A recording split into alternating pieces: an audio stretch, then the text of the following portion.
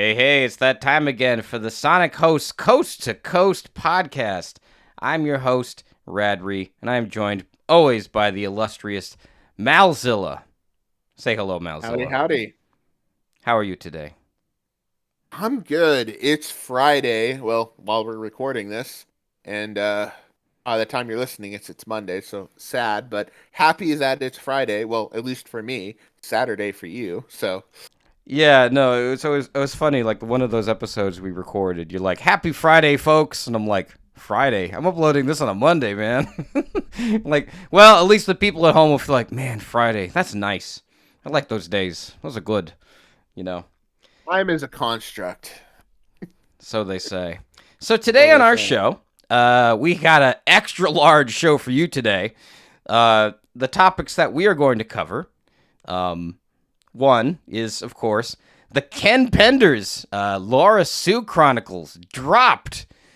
Unfortunately, or fortunately for, I don't know, if there's Penders stands out there, wave your hands in the back if there is, or in the comments section. I don't meet too many Penders fans, I gotta say. Ones that like him unironically. And our second thing for today is we're going to talk about the Sonic 3 toy leaks and more speculation about the Sonic 3 movie. And also the IDW Spring Special by Josh Trulio. Is that his name? Trulio? I think that's how it's pronounced. Trulio. I don't know. Help me out, internet. And maybe a reoccurring segment. I don't know. I'm not sure if Malzilla is interested, but I was thinking about having a reoccurring segment at the end of every show, and that would always be the elevator pitch to Takashi Iizuka. Like, what would we want from the Sonic franchise? What do we want from this damn thing? You know. But first and foremost, before we begin and dive into all that gracious mess that we have created for you, this beautiful mess.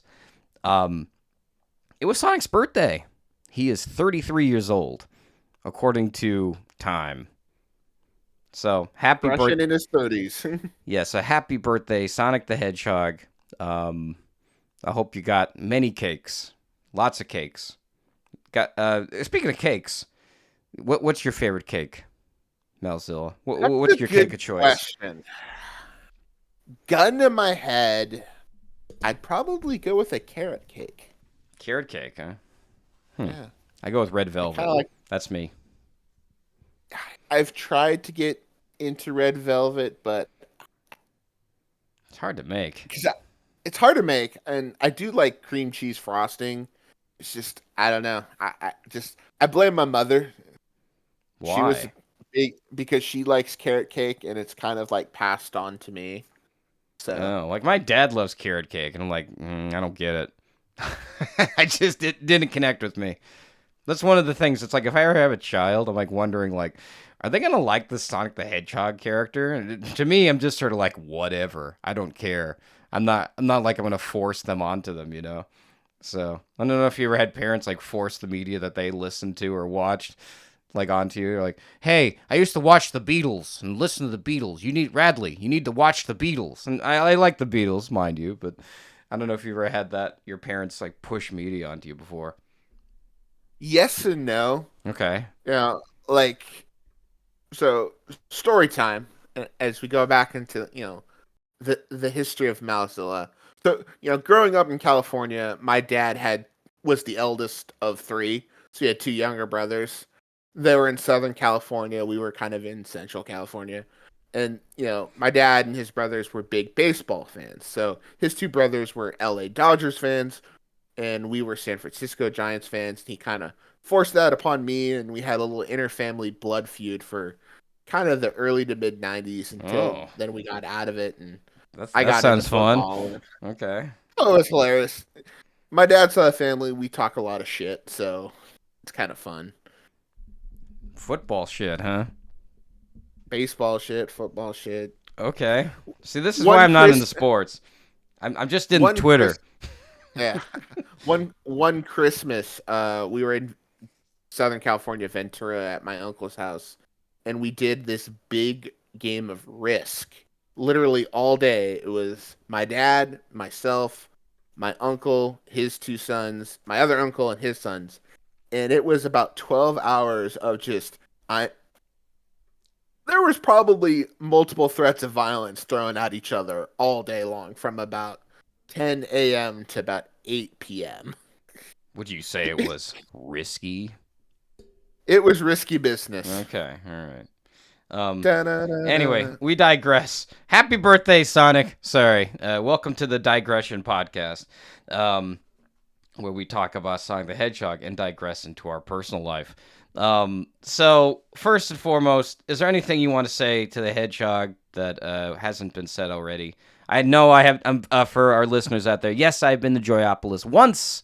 I went there with one of the I can't speak. The moderators with the Bumblecast. We all know her as Cassie, and an artist known as Miju on Twitter. And I went with my girlfriend to Joyopolis. It was fun, but it costs a lot of money. So make sure you bring money, because all the rides cost money. It's not like Disneyland where you just pay for one ticket. It's like you have to pay for the ride. But yeah, supposedly at Joyopolis, you could. They had like a special Sonic theme because it was his birthday. They have a couple of, in my opinion, tacky food stuffs that you can buy there, and they dress Sonic up.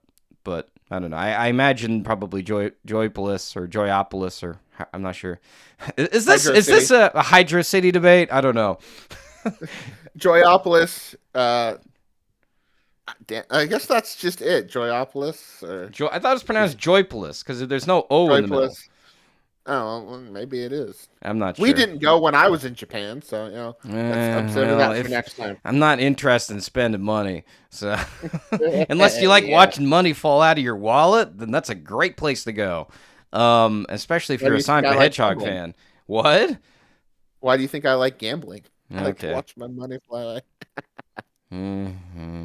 Anyway, um, yes. So, no, I did not go, but supposedly they had an event there. I'd love to join one of these Japanese events and tell about our lovely show, our lovely podcast. Unfortunately, it's not in Japanese, and there is no way in hell I'm going to be subtitling any of this or putting it. I don't know if you listen to like Hideo Kojima's podcast. Man, the effort they put into that damn thing. They translated from English into Japanese and then Japanese back into English. It's crazy the amount of have you ever listened to it? I have not. I didn't even Okay. know he had one. Yeah. But It's now that I crazy. think about it, it makes sense. It's Hideo Kojima. But yeah, the amount of effort they put into that. But yeah, there's no way in hell I'm doing that unless somebody out there wants to do that for me. But I don't think they will, and that's fine. That's perfectly fine. So thoughts? Happy birthday, Sonic. And any You uh, damn blue any rat. comments, Um, questions, well, suggestions, get your irritations? get your shit together, maybe. I don't know. What does he need Thank to you for do? existing. Oh, We wouldn't be here if it wasn't for him. So very true. Very, very true. Yeah, this is the funny thing. A little what is it? Side story here. It's sort of like I fell out of liking Sonic.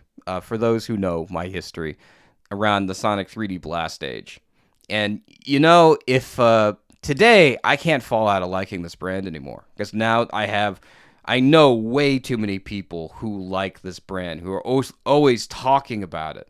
So it's like I've pretty much set up. There's no roadblocks anymore. It's only like Sonic, Sonic, Sonic, Sonic from here on out.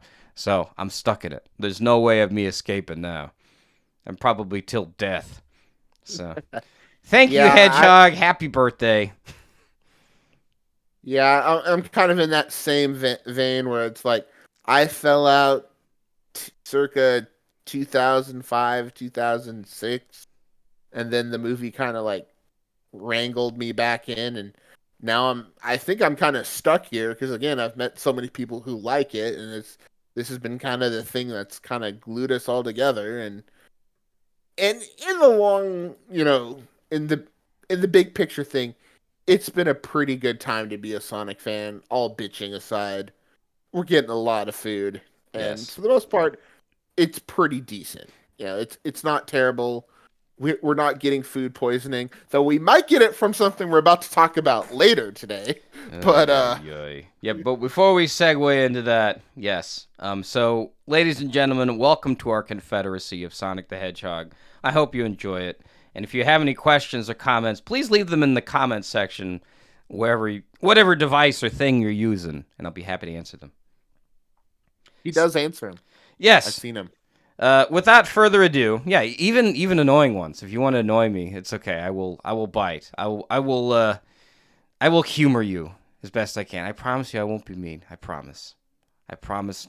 Cross my heart, hope to die.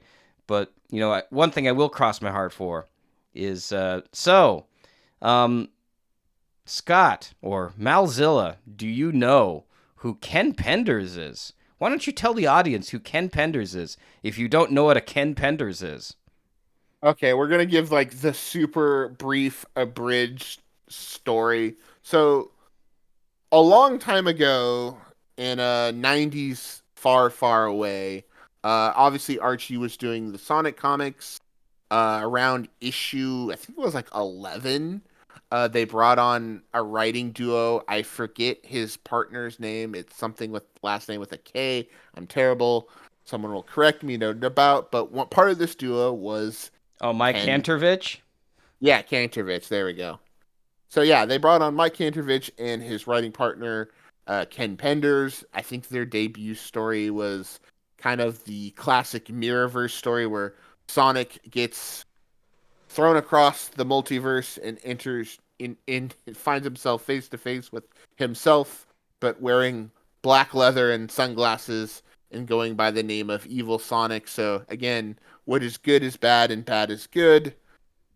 And then from there, he would write a bunch of stuff. Obviously, very famous, infamous for his Knuckles run, and then his backup stories, and then ultimately kind of a falling out slash retirement, and then ultimately what he's will probably forever be known for as the infamous lawsuit, as he started registering trademarks for all the characters that he created during his time writing for Sonic, which ruffled the feathers of Archie. They counters, filed a lawsuit. It went back and forth, and ultimately kind of, and there are channels that go over this like super in depth. This is like the bare bones, a bridge to bridge version is really what it came down to was that Ken said he never signed a work for hire contract, which, for those not in the know, when you usually, if you are a comic book writer and you're writing something that is not your own story, like what many people do for like Dark Horse or some of the other smaller comic book companies, like IDW did some independent stuff for a while. Um, but usually, like for example, if you were gonna go work for Marvel and you wanted to write Spider-Man, the X-Men, Avengers, it's basically you say, "Hey, you can write this, but anything you create, we own." You don't really get much, like once you're done with the character, you're done with the character, and then we'll, it's been the source of a lot of debates of creators. Obviously, Jim Starlin and Thanos, that whole shenanigans and money rights, and it's a kind of a dark well to dive into. But for the sake of it, the lawsuit was kind of dismissed, and ultimately certain rulings kind of favored in Ken's in position where he was a I don't want to say awarded because it seems kind of disingenuous, but for his stories that he wrote, he owns, even though a lot of them he didn't draw, which is a whole nother wrench in that argument. But needless to say, his big thing is he was going to do the Lara Sue Chronicles, which is basically the uh, the adventures or misadventures of Knuckles and Julie Sue's daughter, Lara Sue, who, at least in the Knuckles comics in the Archie time, was actually a pretty decent character. in similar fashion to other time traveling children from the future archetypes. She was fun for the most part. But obviously he had to change a lot of things up. He's been working on this for like the better part of a decade and a half with very little to produce, but really, really bad like 3D models that you go from Uncanny Valley to Uncanny Pit of Despair. His new design for Lee and Da is an affront to all things holy. I mean, Well, let me describe what that looks like for somebody who doesn't have it in front of them. I mean, obviously, you could go to Google and just type in Laura Sue but don't. Chronicles. You could. You could, but we don't recommend it.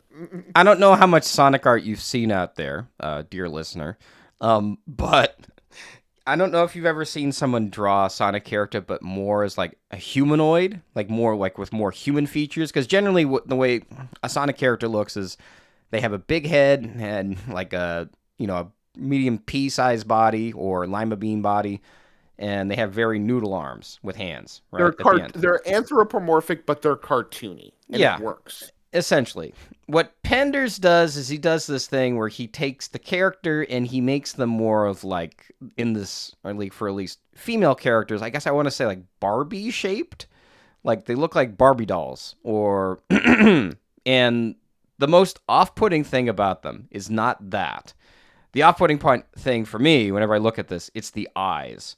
He draws the eyes way too big. I don't know why. I'm not sure why he draws them that big. If it's like a rights thing or just not to get dinged by Sega or what, but that's the most off-putting thing.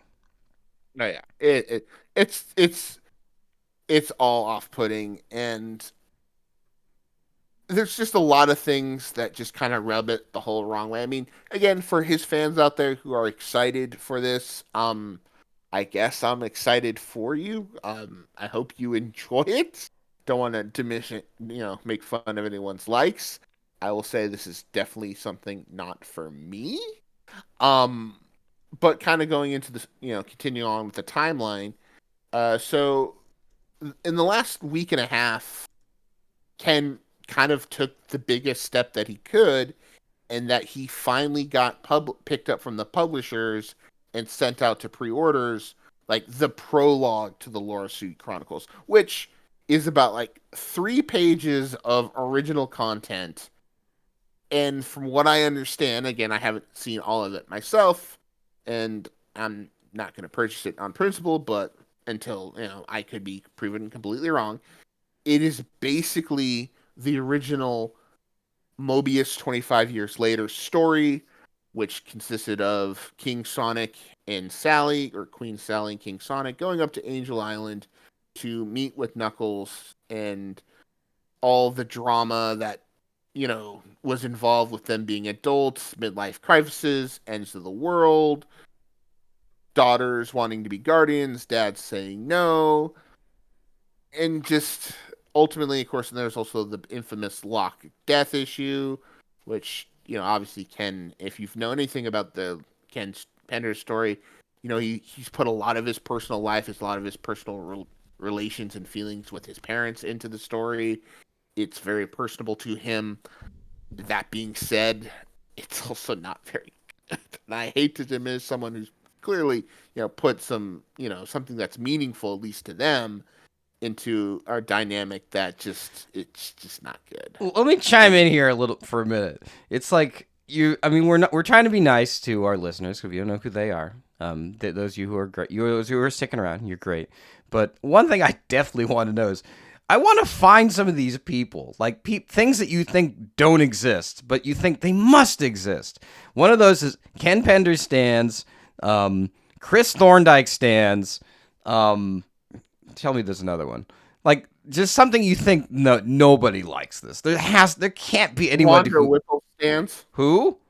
Wanda Whipple stands. Wanda Wimple. Who's that? Wanda Whipple from Knuckles, the TV show, Wade's sister. Oh, I remember that. That's how memorable that series was for me. Yeah, I remember the sister. Now I remember. Okay, man, it's like if you brought that name up in a conversation, be like, who?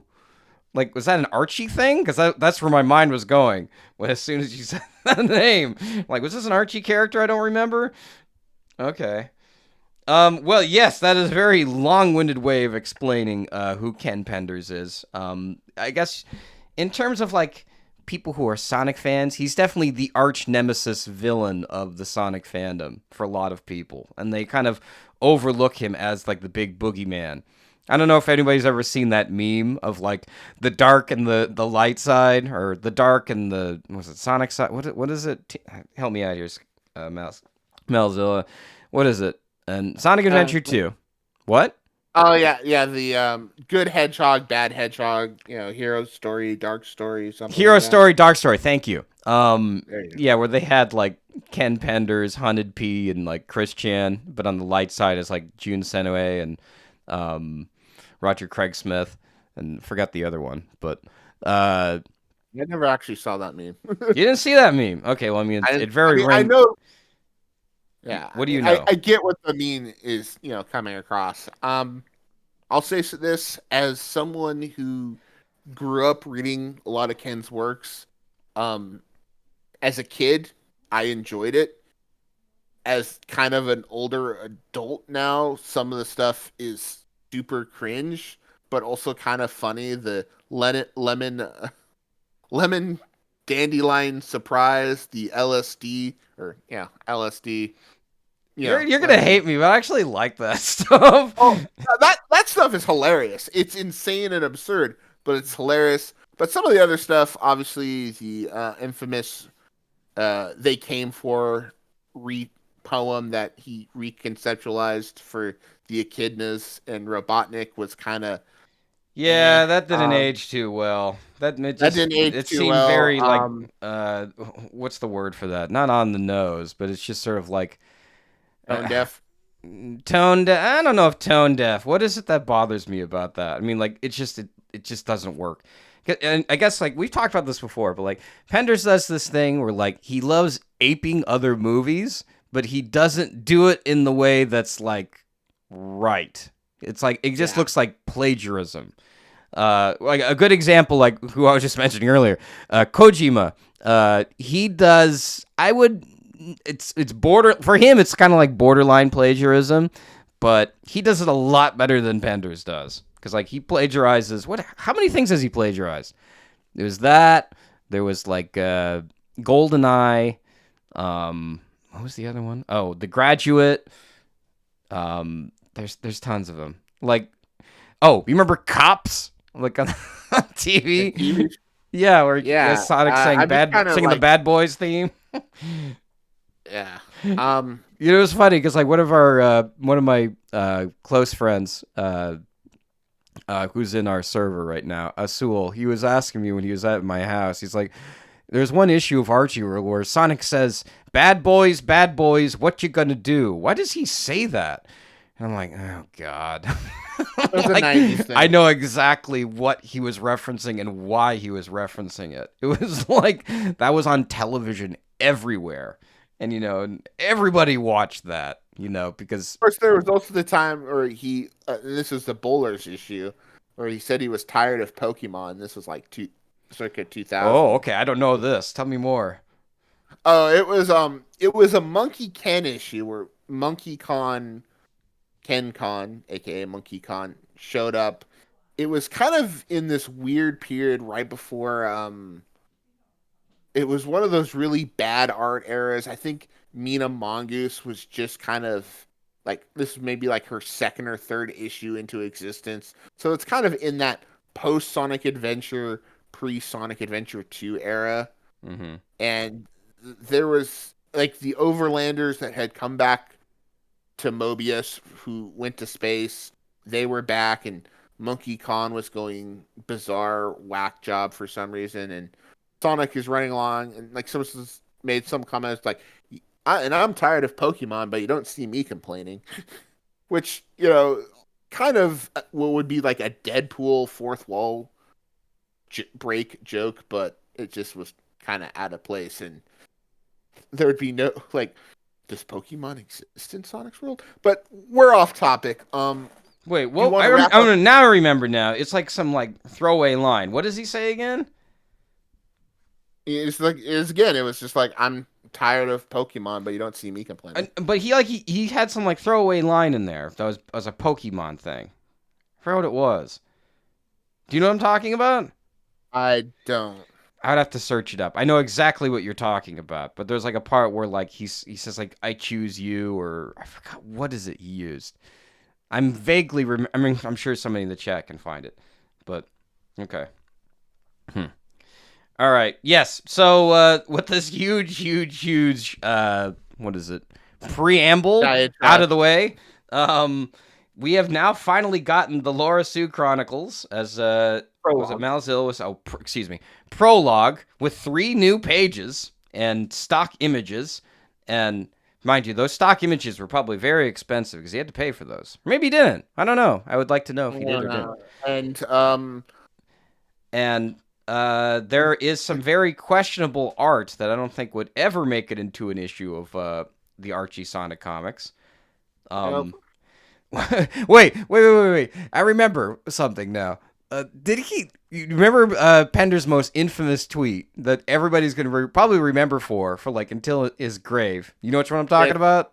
yeah, I know which one you're talking about. That I didn't he like he wanted to fit that into the Laura Sue Chronicles. Well, technically he did. Okay, all right. Tell us So let more. me okay. So don't want to bring this. I didn't want to bring this up, but here we You are. have to. It's gonna go to his grave. This is It's only gonna thing go to people his are gonna grave. remember him for.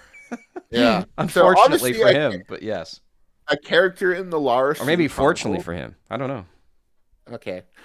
So a character in the Laura Sue Chronicles that has shown up is everyone's favorite skunk, Jeffrey St. John, and where he is, as usual, his super suave, super espionage secret agent self.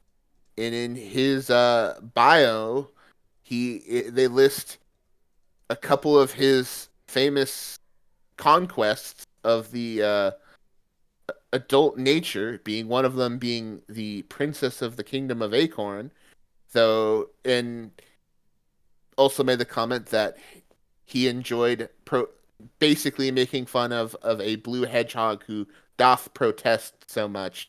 It goes back to this whole idea that Ken had. He had a story where he wanted to basically have Sally lose her virginity to, or just basically Sally's first sexual encounter to be with Jeffrey as opposed to Sonic, and he tweeted in a way that where Sonic was fast, but Jeffrey was faster on the draw, which just I'm just it, picturing him like signing that off on Twitter, like oh yeah, this is a good tweet, it's and one of those send. it's Oh one of those things where it's like no! he you would almost think like he's trolling on purpose, which he probably was. But also with a lot of the follow up, it seemed like he was thought this was a good idea, and it's just and this kind of really sums up what a lot of people felt is like wanting to make the comic more serious, more quote adult unquote, and is less gimmicky and comicky and slapsticky as it was in the beginning is fine, but you have to know your audience. You have to know your readership group. You have to know what medium you're in, and a and Hey, freaking the age. man has a vision.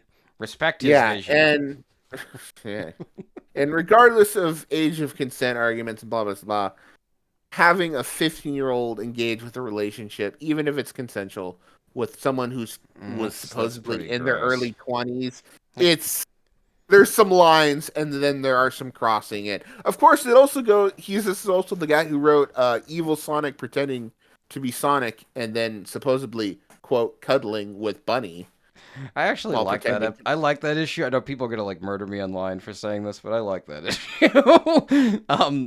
The Laura Cruz the Laura Crew. Yeah, let's just call it that.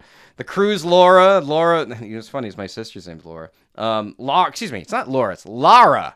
Lara Sue. Lara Crew. Crobagles. I can't pronounce this thing. Laura Sue Chronicles. Chronicles. Yeah. the Crombiggles story.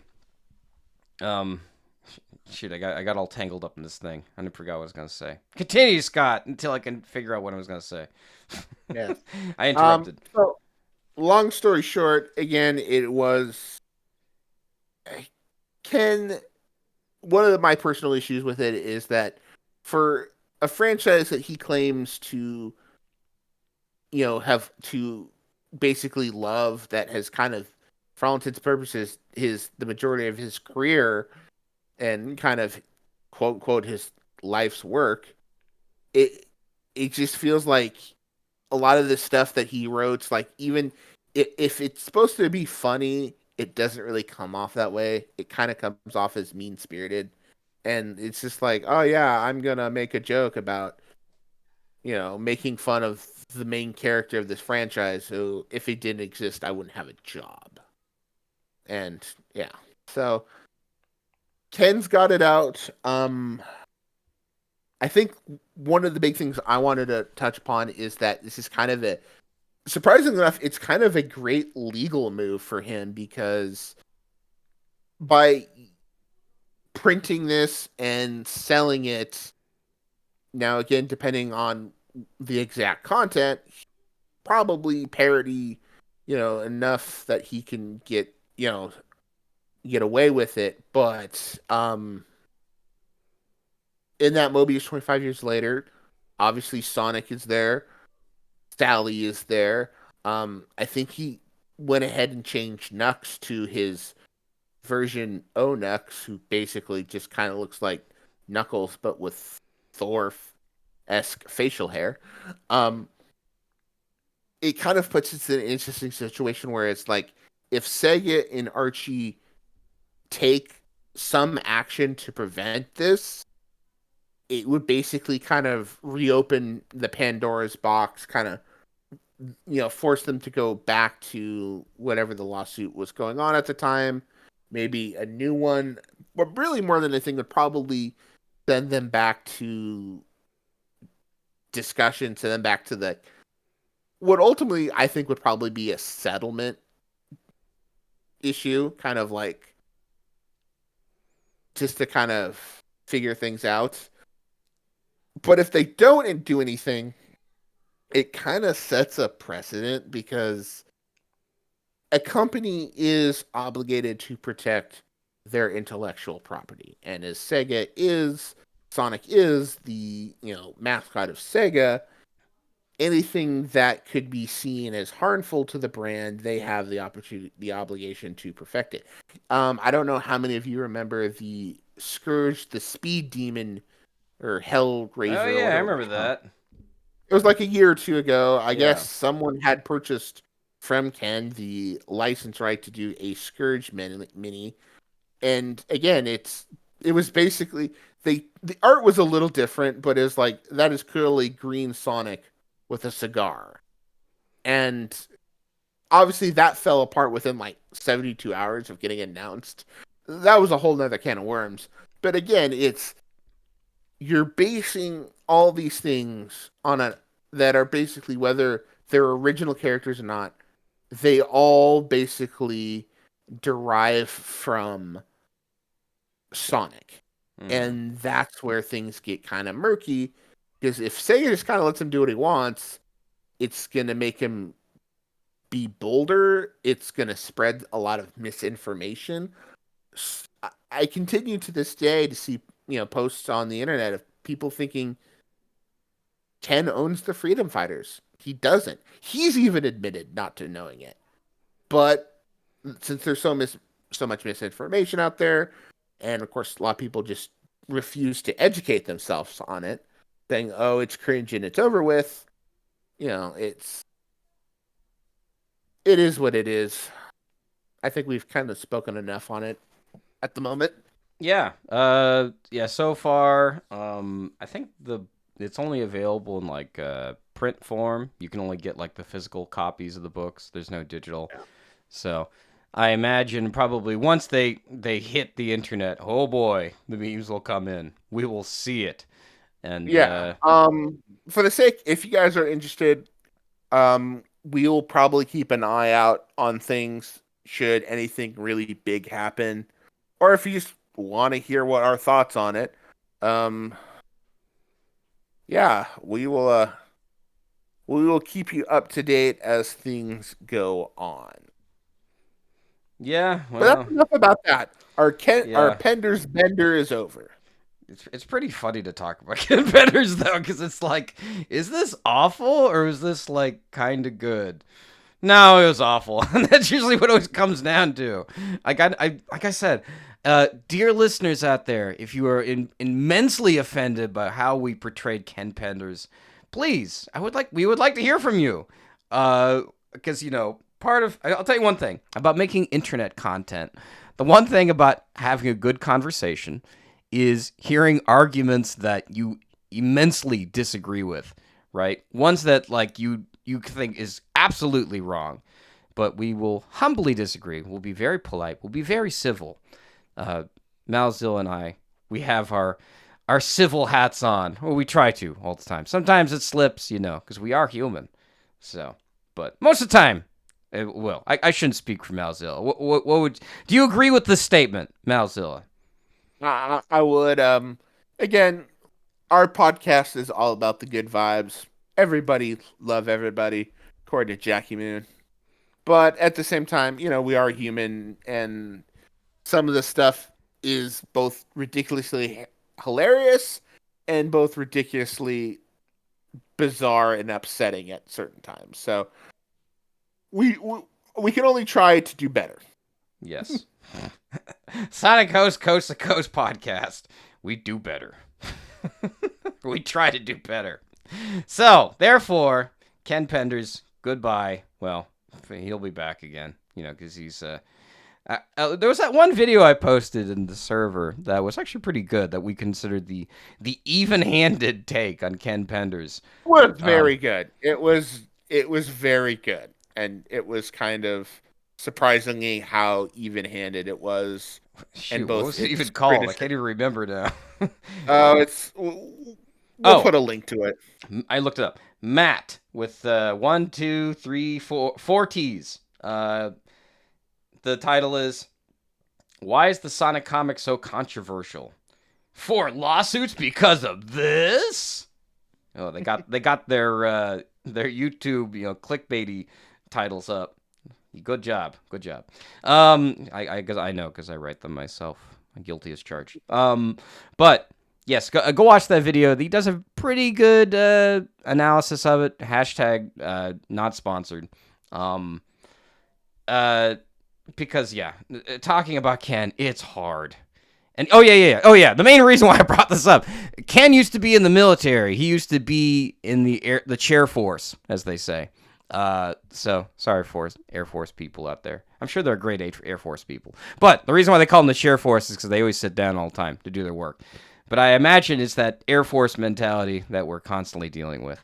So anyway, with that being said, this is the one thing. I mean, one thing if you talk to Sonic fans, they get really tired of hearing about Ken Penders talk because it's supremely polarizing and controversial, right? I would even argue more so than Chris Chan, really. Is because like when it comes to Probably. because Chris Chan's pretty self-contained. I've said this before, and I'll say it 500 times. It's self-contained. So let's talk about something that is not Kenny Penn. It's related to toys. We have a lot of leaked imagery of toys from the Sonic movie. Didn't this happen last year or the previous Sonic movie too? We got leaked Yeah. images of like the Well, McDonald's toys. well, again, it's one of those funny things where you're getting all these big companies working together, and information that is not meant for public eyes as it exchange hands. There's always the cracks that kind of you know they fall through. It gets in the hand of the intern who's like, "Ooh, I have enough Ooh, anonymity where I can." ooh, ooh. Yeah. So let me kind of Gimli reference. explain what has happened, because we've kind of had two instances of it. First off, like Reggie said, there was some leaks of the Happy Meal toys for Sonic 3. I think that was quickly taken down. Not gonna say what it's of, but you could probably guess certain characters. Um, but then recently, within like the last 24 hours, a lot of, I guess maybe some licensing expo things going on right now, but a lot of Jack's Pacific Sonic 3 merch. Several images got leaked, and apparently within the last 10 hours, they got asked to be taken down due to, copyright and, this is embargoed, information, which kind of leads me to the next comment that general consensus, most of the Twitter accounts out there that basically specialize in movie trailers have pretty much all but confirmed that we will be getting the first trailer for Sonic 3 in July. So by the time you're Whoa, listening, this I didn't know. They confirmed we're getting the trailer in July?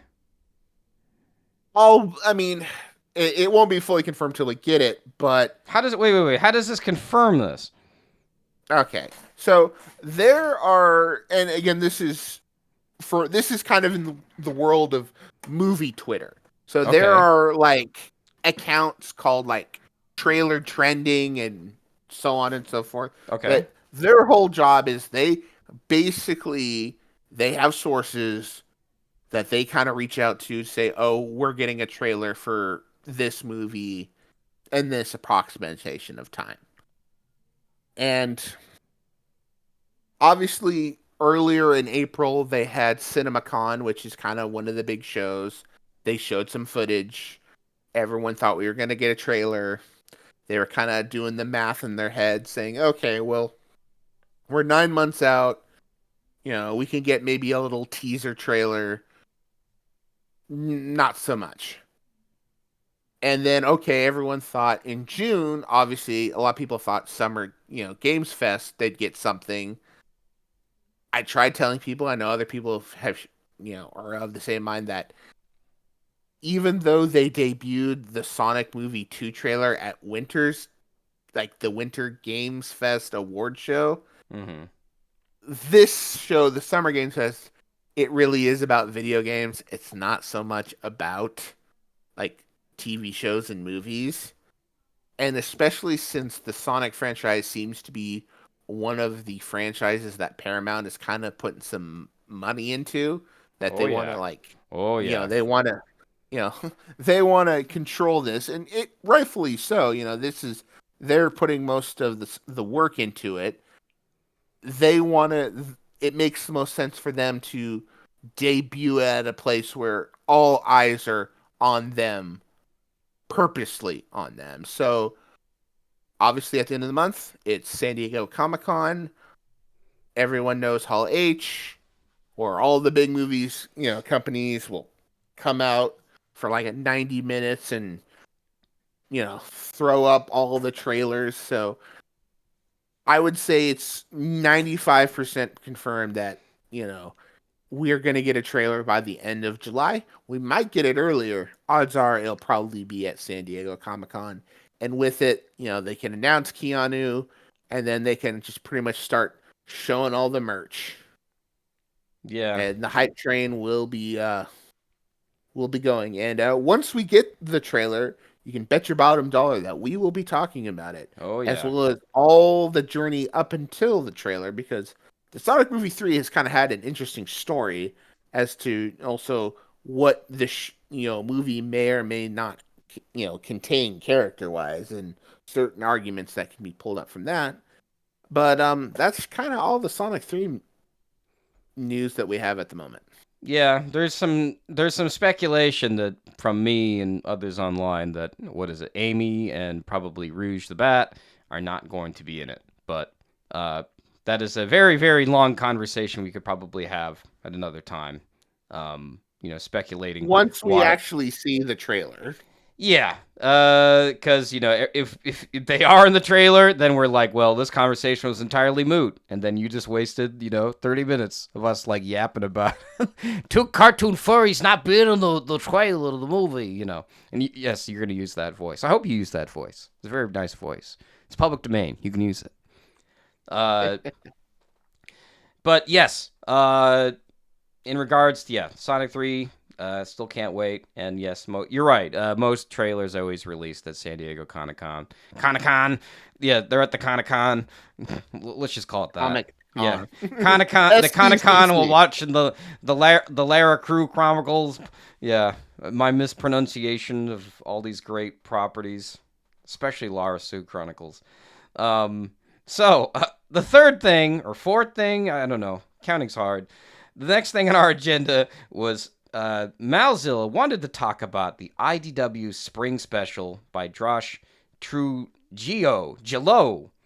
Please, Josh, come on the show. Tell me how to pronounce your name. I'm sorry. How I do you think say it's your name? I think it's True Trio. Trio. How did you get Trio out of that? Well, I'm sure I think everybody's it's going a to Google the name now. It's like saying, what did Radley I'm fuck pretty up this sure it's time? a Spanish, like the J in Yeah, Spanish. like Julio Julio, or Trulio, yeah, yeah, like Trulio or something or like that. Juan. Yeah, Yeah. yeah, something like that. So regardless, this last week, after like a 2 month delay for an issue that was supposed to come up in April, we did have the spring special, Spring Broken, as the title is called. It is kind of, I'm assuming, hopefully, it is the finale of IDW's seasonal one shots. Started last year with Summer, Endless Summer, which was kind of fun. Sonic hung out with Whisper, Jewel, and Tangle, and they played summer games against the Babylon Rogues and all that kind of shenanigans. And then they did a Halloween issue. I think somehow Charmy B was involved. I don't remember it much, so that just shows how it was. And then the winter special, they kind of did a kind of a winter telethon, and Omega blew some stuff up, and that was enjoyable because I love Omega, and anytime Omega shows up, it makes me happy. Um, but yeah, the spring issue, um, Sonic and Tails go to a spring flower festival. Amy is working with Night the Owl to host the show. Basically, it's this little contest where people show what flowers they've been growing, and they'll win a big prize. And the contestants this year are Jewel, SBO, Silver, Rough and Tumble. Mm-hmm. And Silver plant catches on fire, and everyone thinks it's foul play, and then it kind of reveals that Silver lit it on fire himself because he thought it was infected. But then it's kind of a Vector was there to kind of they unraveled the mystery that ultimately at the end of the day it was Ruff's fault. So they throw Ruff in the dunk tank, and Silver dunks him with a psychic ball, and he drops into the water, and it was um fine, I guess. The one kind of interesting thing is that the big prize for this whole thing was this giant geode, and Jewel wanted to win it for her mineral museum. But the person who actually won the contest is Espio, and Espio gave it to Jewel. So Espio Jewel might be a new thing now. So Espio Jewel HBO. Pio. Yeah. So new ship on the horizon, Espio and Jewel. Per- Have at it, shippers. Personally, I like the whole. I've been seeing a few things on Twitter of like, was it Tangle and SBO? I kind of like that one better. Sorry, I don't know. I I I didn't see those. It's not that many bugs in what is it? Sonic. Sonic, it was one of those interesting things Ian had talked about on like a Bumblecast a while ago of like a lot of times he gets asked about how the process for creating new characters. And When are we getting one of sucked the cock? yeah, suck the cock. Let's get suck the cock. It's a joke, folks. It's a joke. Um but one of the things people had talked about is that obviously in the early Archie days, all the new characters, for the most part, before Ian showed up, were kind of designed in the Sad AM style. Mina Mongoose was kind of one of the few that wasn't. I guess they purposely kind of decided to draw her in kind of this Sega style because they thought maybe they could make this a thing, and they tried. but it didn't work. I mean, I love Mina, but the whole Sonic crush thing, you know, romantic triangle with her, Sally, and Sonic, just it didn't work. It I didn't wanted it work. with Amy personally, but whatever. Well, it's kind of one of those things where it's like with the way Archie comics had set things up, where Amy was about like maybe a year older than Tails, like her dynamic with Sonic was kind of she was just kind of a fangirl, and like her crush on him was kind of on the more like How is wholesome that? How is side. that Or not Amy? well, Whatever. let me kind of get to it because this is Okay. this is in her classic form. Okay.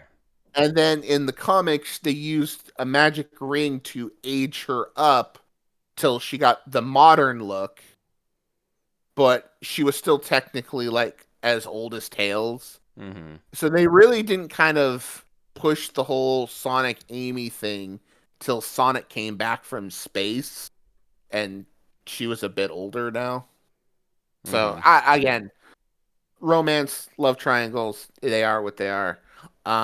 But going back to what I was saying with Ian is once Ian came on the book, they started kind of designing characters more in the Sonic style. Obviously, like Conquering Storm was one of the first ones. Thrash the Devil was another one. He was specifically based off of one of the glitches from Sonic and Knuckles, where if you spin it fast enough, you get the Knuckles red and the Sonic blue kind of gets into this little purple amalgamation. So that's kind of where they came up with Thrash.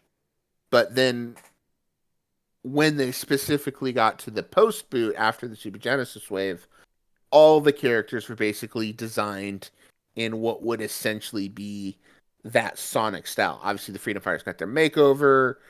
Characters like Eclipse the Darkling, Breezy the Hedgehog got her makeover. Like the whole point was, we're gonna draw these characters as if they could become game characters, and that took the next step of evolution in IDW, where now they're working hand in hand with Sega. Obviously, Ian and Tyson Hess created Tangle. They wanted to create a character kind of off of, Sonic Forces' main, creative characters, a little zip line. And then obviously Ian and Evan Stanley took kind of that wolf design and the Wispin idea and made Whisper. So, and it's kind of continued on with that. Surgeon Kit, Clutch, Jewel, so on and so forth, where now these characters look like they are in the Sonic style. Hmm. Okay. Is that all you have to say about that? Um, Nothing I much to actually say about forgot. the spring special. I mean, I haven't read it. I'm still not going to read the comics until something interesting happens. Because so far it's just like a story for the sake of story. Well, we need to make Yeah, it's like the Simpsons at this point. They're only being made to pay somebody's paycheck or because people are still buying it because Sonic thing, the well, Sonic thing. I will say that was true maybe a few months ago. Um, I'm cashing in some of my faith coin. My faith in Evan and company. I think the current arc with the Phantom Rider, you know Sonic's little henshin change. I think this is going to be something that people are going to enjoy. I feel like this is going to be we're going to see some things happen.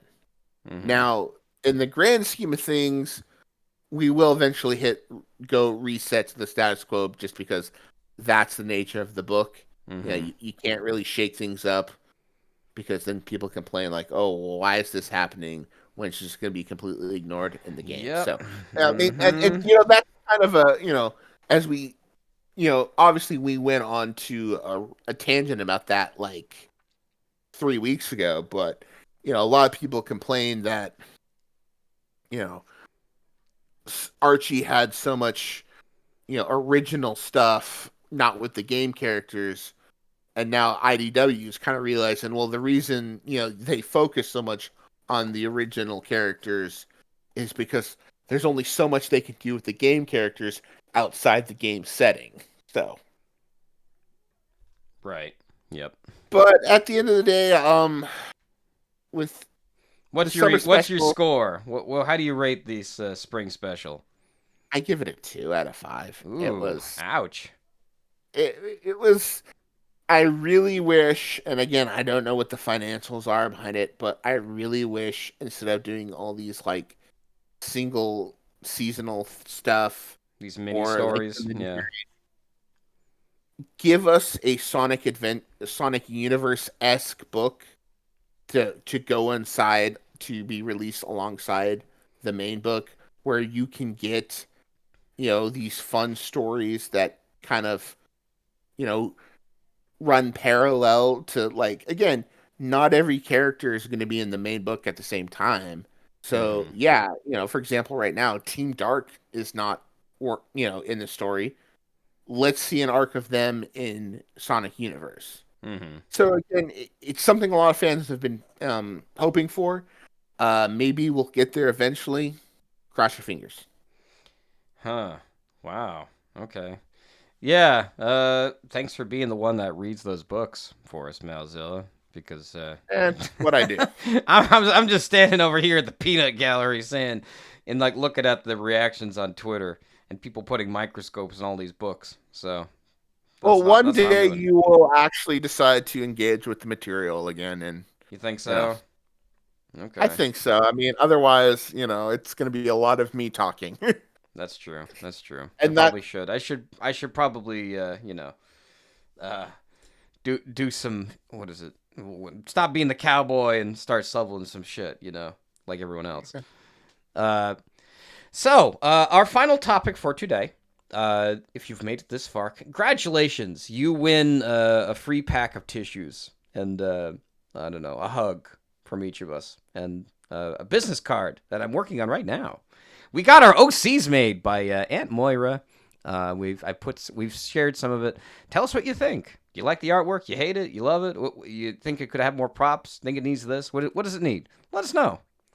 we So do have some additional artwork coming in, hopefully in the next week or so. So keep an eye out on our socials for new stuff. yeah, I mean, I love this artwork coming out. I like the way they drew my OC this time. I was a little unhappy with the way my Sonic OC came out.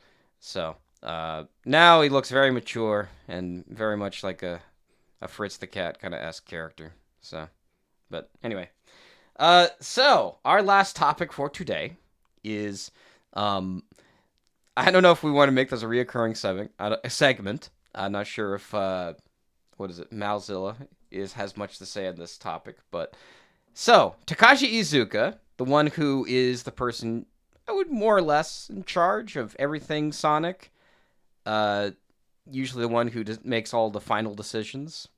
I want to say, correct me if I'm wrong. He is the one that you'd like to talk to when it comes to Sonic the Hedgehog to pitch him ideas. Now, let's say you get stuck in an elevator with him and you do the whole elevator pitch. You try to pitch him one of your ideas about what it is you'd like to see in Sonic the Hedgehog. Now, if you've been following this show, you know that one of my favorite characters from the series is Sally Acorn, and also additionally the Freedom Fighters, and people like myself and Malzilla, we would like to see them again, in the series in some shape or form. Now, the question remains is, how do you make, now, mind you, I do not have a pitch ready. Mostly I'm using this podcast as a way of forming a pitch, and hopefully you enjoyed this process of me and Malzilla trying to put this together, because reading the room, or reading the internet room, which is, I think, is very difficult. Tell me I'm doing a good job, or let me know how I'm doing. How am I doing? Give me your score. Go to rate my podcast, or like, do you know about this? It's like, supposedly, like, you ever seen ratemyteacher.com? Yeah, yeah, Okay, it's like that. Like, I can't believe this thing exists. This is ridiculous. But anyway, it's the internet. yeah, well, it's still ridiculous. Anyway, I guess then again, Cameo is ridiculous, and that's also a thing. But yes, Uh, so my elevator pitch, I'm trying to really put this together, is I'm trying to read the room. So based upon an earlier episode that we did about Sonic Stadium, one of the interviewers, I do actually don't have his name. See, this is the one thing I feel really bad about. I really feel bad about talking about things and not really knowing the name of the person. I kind of feel like it sort of erases a lot of, you know, who the person, what is said where, and when is said when, and it doesn't. It kind of like erases a part of history in a way. And I'm all for somebody who wants to progress and make things better. Because like what, for example, like the Adult Swim thing that came out a couple of, I guess a month ago. Was it a month ago already? Maybe a few weeks. No, I think it was this month, June. Yeah. Where it talked about how the Sonic fans are in the farthest, deepest part of hell. Just the rock bottom, right? And as I said, the artwork itself, there's no credit for who the artist is.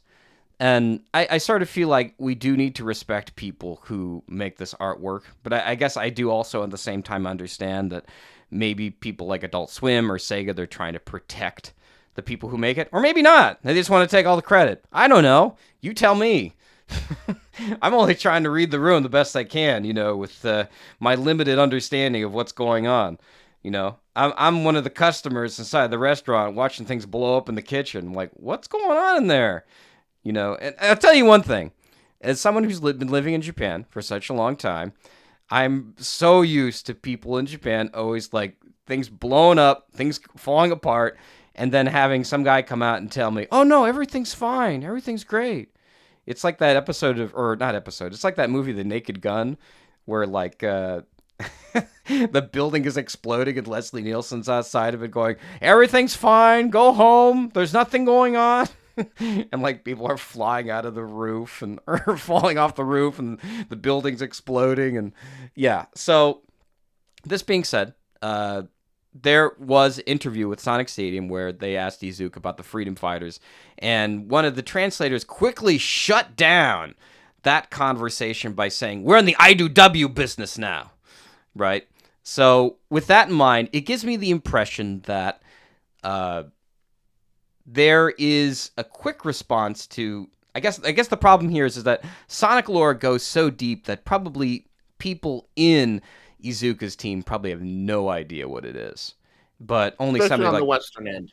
yes. So that it's such an old thing, and it's such a intricate story that went on for so long that has really like diehard fans in like various parts around the country of the United States, and possibly I've seen some people in England and Latin America as well who have found these comics and they've really like enjoyed these things, and they've really tried to like push on others, how tell people how great these things were and how. I will say some of the best Sonic fan artists who draw Archie are I've seen from South America, which is crazy. It's like, how did these comics get there? Did they all just read them online, or did they actually It's all print them online. down there? It has to It's be. all on. It has to be. But yeah, Thank you, Turtle Wing Productions, for making all I those. know.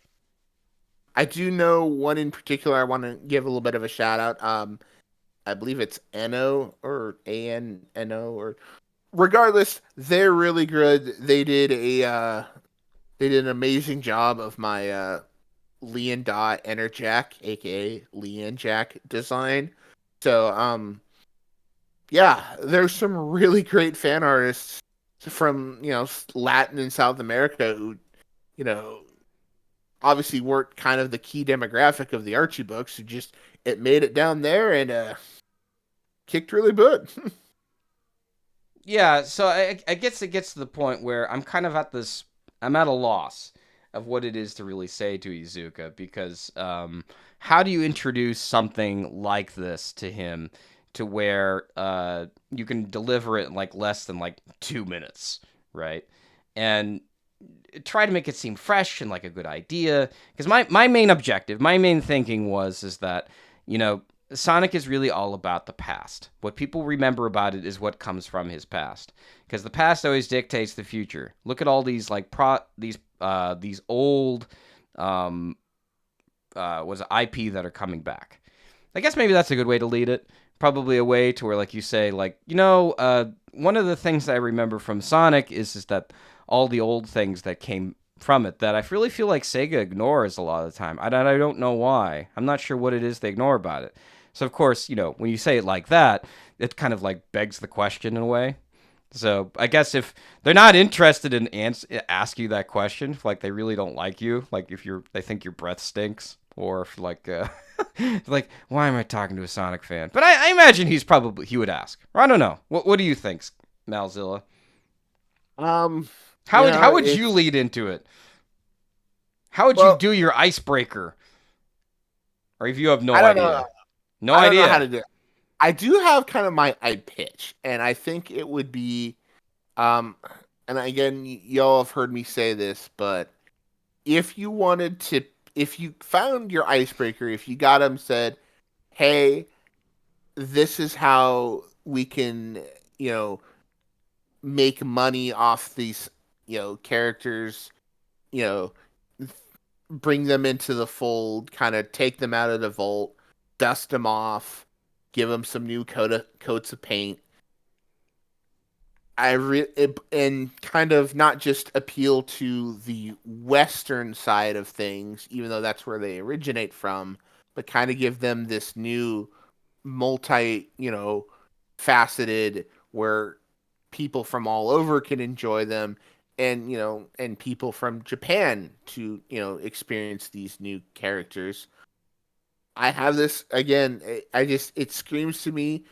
It'd be a fun story either in a comic book or a game where you kind of just spoof the Power Rangers. You got Nagus. He's a great stand-in for Rita Repulsa. Again, Eggman has this tendency of releasing Eldritch horrors from the Earth, or forces that he can't control, and they go rogue. And you know I can just totally see Eggman accidentally releasing Nagus, and him doing, after 10,000 years I'm free, blah blah blah, time to conquer Earth. um I just have this fun idea, and there are definitely different ways to go about it, but just bring them as kind of introduce them as kind of this team of heroes that have, for whatever reason, either been band together, brought together, coerced into action together to fight this threat that Sonic is like, this is new stuff for me. It's not too new, but oh. And I had this one version of the idea where it's like like Naga shows up, starts attacking, Sonic's going in to do his thing, blah blah blah. He's having a good time, and then things kind of get out of hand. But he's like, okay, I got to take this quasi seriously. But then the freedom fighters, or in this case, the freedom rangers, show up, save the day, and then Sonic's kind of like, well, that's my job, taking all the fun away from things. And then them kind of going, demorphing or taking off this whole thing, say, oh, I'm such and such from the planet Mobius. So everyone's like, oh my god, they're aliens. And then for Sonic, I'm like, wait a minute, they're not aliens. I know these guys from when I was a kid, and you can kind of use it as a story to explore Sonic's past. Now, mind you, Sega would probably never do that, but there's so many different ways. And I think, again, if you kind of want to play up the Japanese style, you know, pitch them as a group. Everyone loves Sentai Power Rangers. It's goofy, it's fun. I don't know about People me, would but recognize yes, sure. the majority. The majority. I do relatively. I like it. You know, Tokusatsu. It's a reason It's gone as long as it has. Godzilla's been around for 70 years, and this is the most in the last year I've seen him get more stuff than I have in 30 years on this, 30 plus years on this planet. And like this Yeah. last year alone. So there are ways. Again, I'm personally terrible at elevator pitches. We used to do them at work for like, oh, pitch an idea to go, get some new candidates. I work as a recruiter, so I'm kind of quasi HR, but it's kind of terrible. I'm terrible at them, and it kind of depends on what your plans are Hey, I and mean, kind it's of like being what that people. morbidly obese guy at the gym. At least you're there. At least you're trying. Don't make fun of them.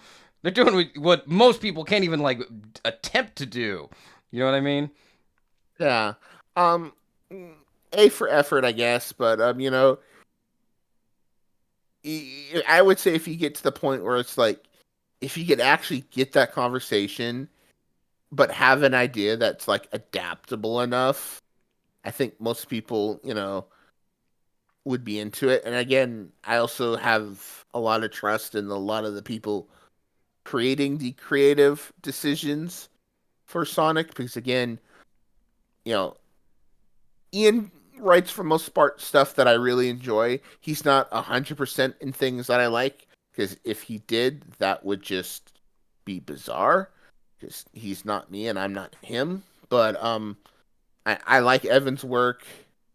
I know a lot of people like Daniel Barnes. I know Radry doesn't really like Daniel Barnes, I've but never read his that's a work, so I can't. I mean, I don't like his what he says on Twitter, but I mean, I have never actually read it, so I can't really paint a fair picture of him. So, yeah. but personally, what how he writes on Twitter, no, I don't like that.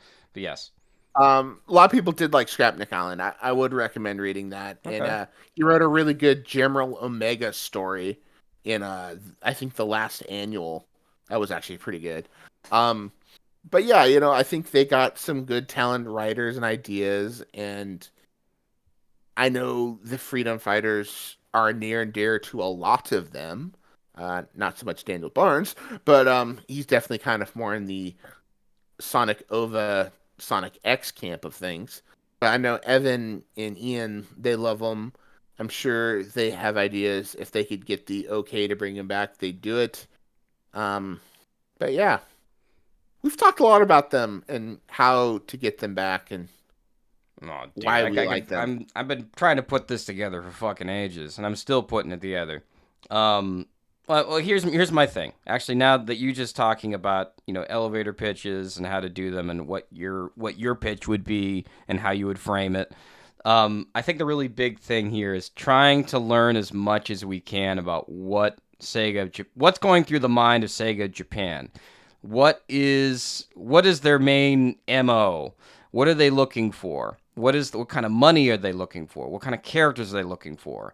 What are they looking to sell? I think doing some kind of R&D, research and development here, would really be beneficial to like making a better elevator pitch because as it stands right now, based upon what I've learned, is yeah, I think this way to lead in is a good way, but I'm not. I think it kind of doesn't really read the room well enough, so I need to do more research before we can come back to Iizuka Elevate pitch corner.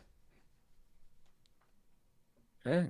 That's my theory, because I don't really know what Sega's looking for, and I think that would be really beneficial because obviously I watch a lot of these stupid movies, like right, a lot of these like biopics or these.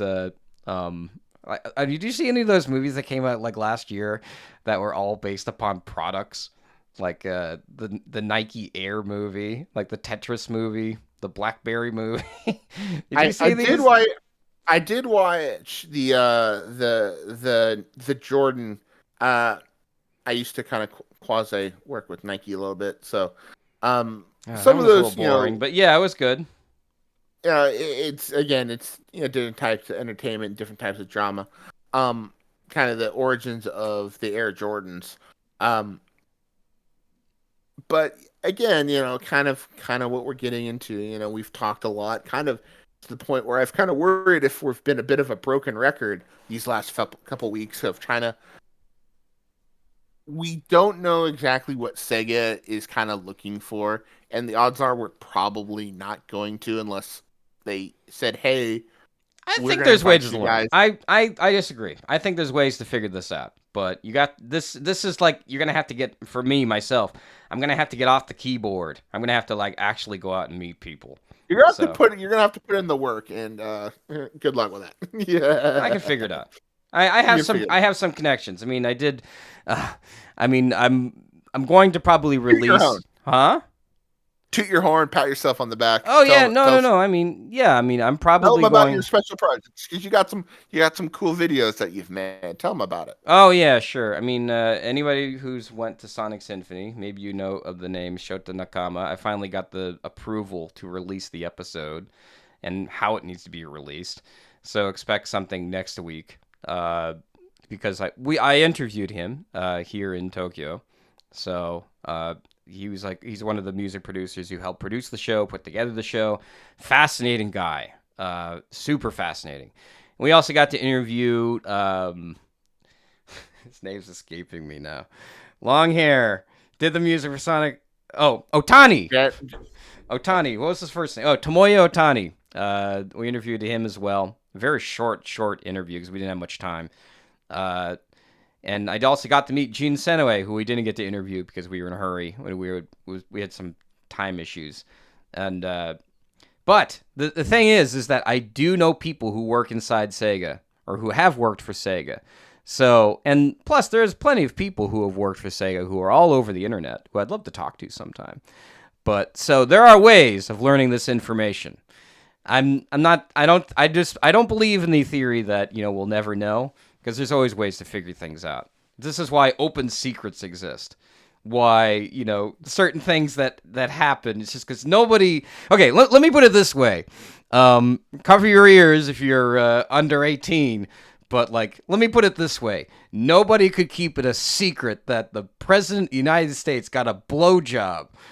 So I doubt Sega is as tight as the American, the United States government.